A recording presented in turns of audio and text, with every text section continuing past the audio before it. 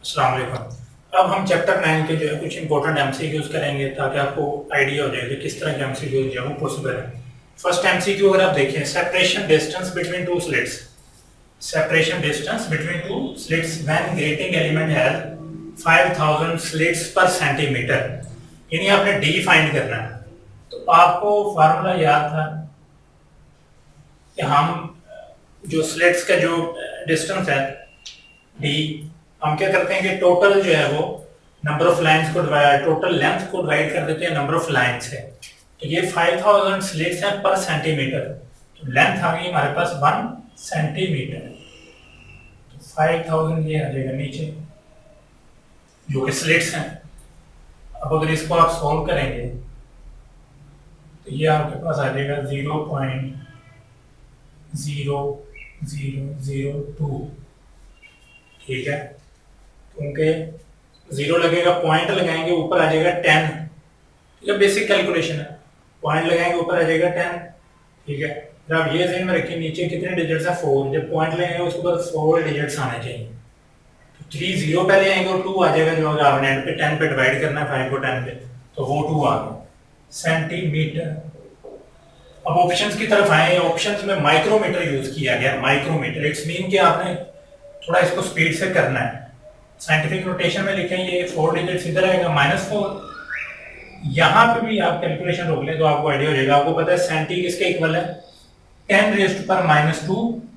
जब वो 10 रेज़्ड पर -6 से मल्टीप्लाई होगा तो 10 रेज़्ड पर -6 हो जाएगा, और जो 10 की पावर 6 है वो माइक्रो के इक्वल है, तो 2 माइक्रो जो है वो इसका आंसर होगा। आपने यहाँ पे इतनी कैलकुलेशन कर लिया, आपको आइडिया हो गया। यहाँ से फौरन आंसर पे टिक करें, हर स्टेप करने की जरूरत नहीं है, ठीक है। तो ये क्वेश्चन आ गया, सिंपल था ये बिल्कुल। इसका जो आंसर है वो माइक्रोमीटर। अब वो कह रहे हैं blue light has angle of diffraction 25 degree, then best option for red light is, angle of diffraction 25 degree है ब्लू के लिए, तो रेड के लिए क्या होगा। अब देखें, आपको पता है कि जो थीटा है वो वेवलेंथ पे जो है वो डिपेंड करता है, ठीक है, डायरेक्टली प्रोपोर्शनल टू वेवलेंथ, क्योंकि 2d sin theta is equal to n lambda, theta directly proportional to lambda, ठीक है। अब रेड की वेवलेंथ जो है वो ब्लू से ज्यादा है, तो ऑब्वियसली यहाँ पे 15 डिग्री है, 25 डिग्री है, 5 डिग्री है, ये तो पॉसिबल नहीं हो सकती। तो बेस्ट ऑप्शन यही होगी ना, वेवलेंथ बढ़ेगी तो एंगल भी बढ़ेगा। तो रेड की ज्यादा है तो 25 डिग्री से तो एंगल बढ़ा ही होगा 35 डिग्री, तो ये बेस्ट ऑप्शन है इसके लिए, ठीक है। ये कॉन्सेप्ट है, उसके अंदर से ही चीजें जो है वो इस तरह की चीजें हैं कि थोड़ी थोड़ी जो है वो मतलब वेरिएशन आएगी। तो जितना आपने कॉन्सेप्ट अच्छा होगा, फार्मूलेज आपके टिप्स पे होंगे, आप इजीली इनको कर लेंगे। Yellow light emitted by a sodium lamp in young double slit experiment. YDS experiment is replaced by a monochromatic blue light of same intensity. Yellow को जो है वो ब्लू से जो है वो replaced by blue light, yellow की जगह पे ब्लू लाइट आ गई है। देन कह रहा है fringe width will increase, fringe width will decrease, fringe width will remain unchanged in none.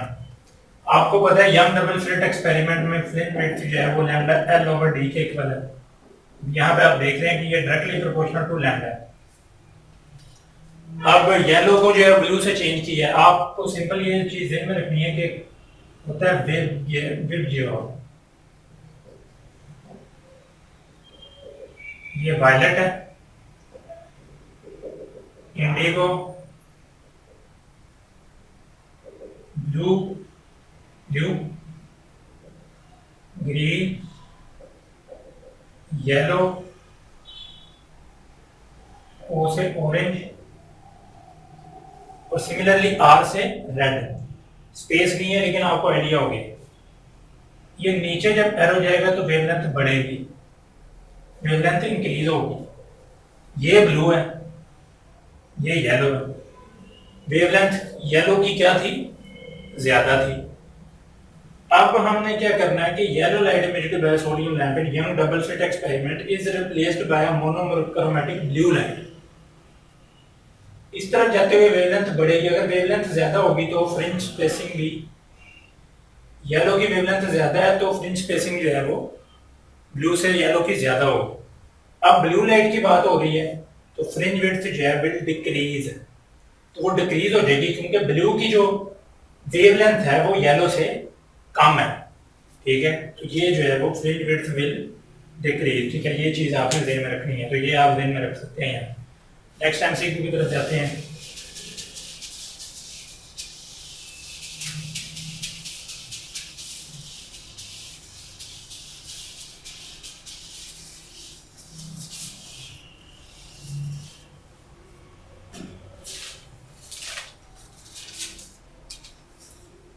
Question number 4. Which one cannot be polarized? Which one cannot be polarized? Radio waves,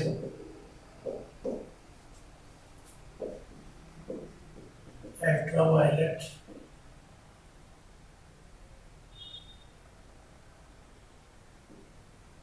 waves. Similarly, X-rays, sound waves. जिनको polarise नहीं किए जा सकते उनमें से कौन सी है? देखिए रेडियो वेव्स इलेक्ट्रोमैग्नेटिक वेव्स है, एक्स-रेज भी इलेक्ट्रोमैग्नेटिक वेव्स है, अल्ट्रावायलेट भी कैटेगरी इलेक्ट्रोमैग्नेटिक ही उनकी टाइप्स हैं। तो ये तीनों तो जो है वो पोलराइज हो सकती हैं, ठीक है। क्योंकि लाइट वेव आपको पता है कि इलेक्ट्रोमैग्नेटिक वेव्स हैं तो उनको हम पोलराइज कर सकते हैं, लेकिन ये जो साउंड वेव है ये है लॉन्गिट्यूडनल वेव्स, ठीक है। ये पोलराइज नहीं हो सकती क्योंकि लॉन्गिट्यूडनल जो वेव्स नेचर रखती हैं वो पोलराइज नहीं हो सकती। तो ये इसका आंसर है, ठीक है। सिंपल क्वेश्चन है। नंबर 5 की तरफ आ जाएंगे।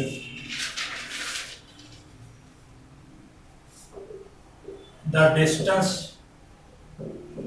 Between two consecutive wavefronts is called time period, frequency, wavelength, displacement, ठीक है। पढ़ा था सिंपल कि अगर ये सोर्स है, ठीक है, तो इस तरह ये वेवफ्रंट्स जा रहे हैं, इस पॉइंट से इसका जो डिस्टेंस है वो भी सेम है। Distance between two consecutive wavefront, ये इसका फर्स्ट वेवफ्रंट है, ये इसका सेकंड वेवफ्रंट है, ठीक है। स्फेरिकल फॉर्म में जो है ये जाते हैं, ठीक है। ये इसका फर्स्ट वेवफ्रंट और ये सेकंड है, इन दोनों के दोनों जो डिस्टेंस है वो लैम्डा होता है, ठीक है। ये आपने पढ़ना है बुक पे, वहां पर लिखा हुआ है, टॉपिक्स में भी आपको बताया है। तो ये सिंपल इसका आंसर है। नेक्स्ट क्वेश्चन की तरफ जाते हैं।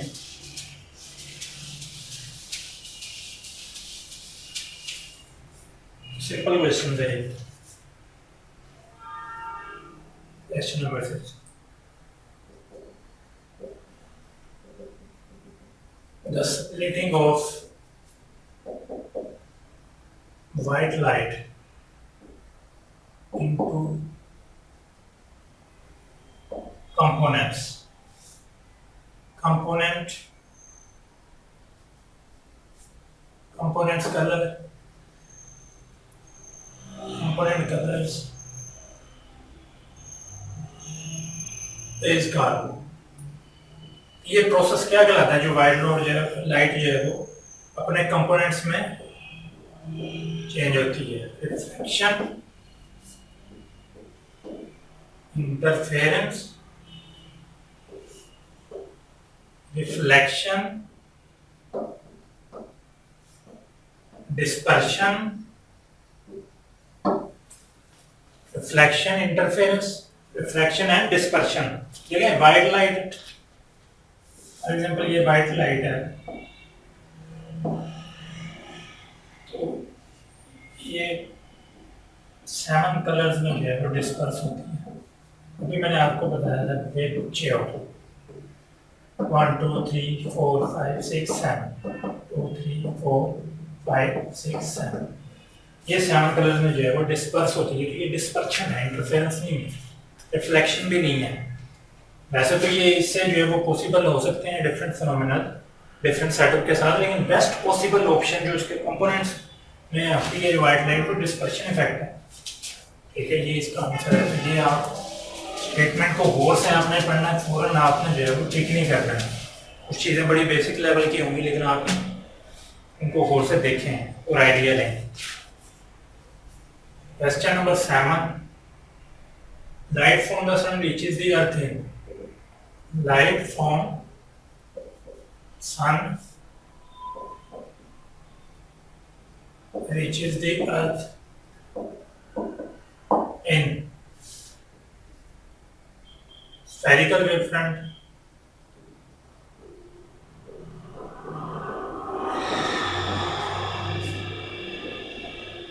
plane wavefront, packets, all of these। Question number 8 भी साथ ही लिखते हैं। Huygens principle is used to explain speed of light,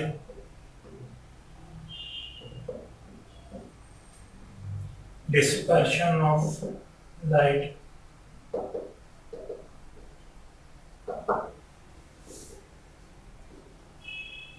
propagation of light, reflection of light।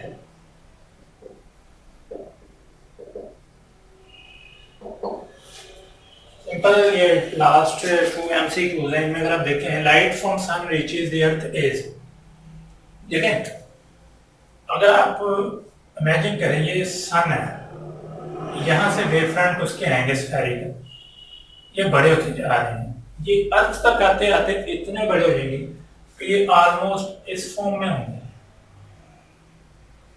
मतलब कितना डिस्टेंस है सन और अर्थ का आपस में, ये ऑलमोस्ट जो है वो प्लेन बन जाएंगे, प्लेन वेव फ्रंट। ये इसका आंसर है, ये बुक पे लिखा भी हुआ है।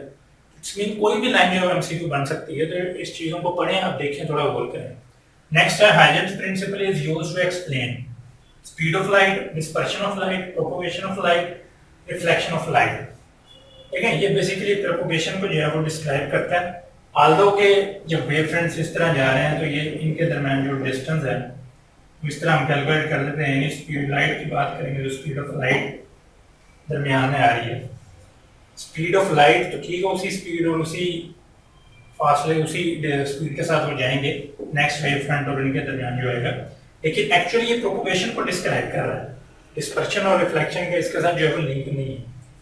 तो एक दो ऑप्शंस आपको कंफ्यूज करेंगे, लेकिन बेस्ट पॉसिबल ऑप्शन जो समटाइम सारी ऑप्शंस ही लगती होती हैं, लेकिन जो एग्जैक्ट ऑप्शन है उस पर आपने गौर करना है, क्वेश्चन को देखना है। ये एमसीक्यूज के हवाले था। नेक्स्ट इंशाल्लाह हम नेक्स्ट चैप्टर में इसी तरह जो है वो बाकी चीज़ों को भी जो है कवर करेंगे।